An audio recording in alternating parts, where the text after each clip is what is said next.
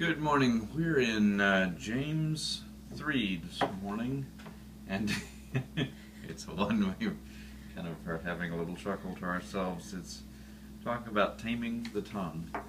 So I'll go first here with what struck me and give my wife a chance to think. I like this is one of those that you go and read and reread, and then you examine yourself. And the one that always strikes me is where it's talking about the tongue being a fire that basically it can set off a mighty forest fire just by being a little spark. That it's a restless evil full of deadly poison. And the most condemning piece is the being able to bless our Lord and Father and curse people at the same time.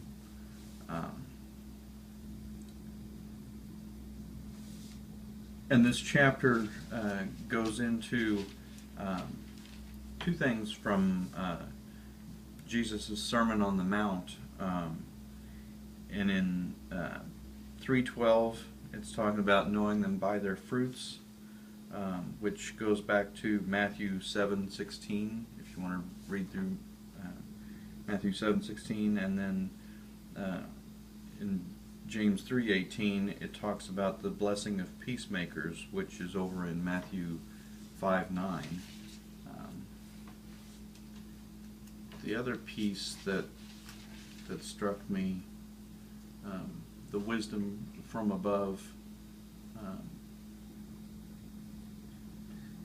wisdom that's peaceable, gentle, open to reason, full of mercy and good fruits, impartial and sincere, and is sown in peace by those who make peace.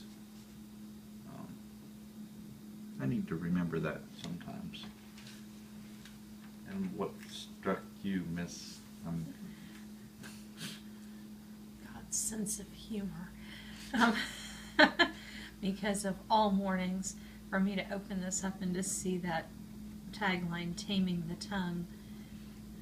Yeah. When I was getting ready, I was looking at my commitment list.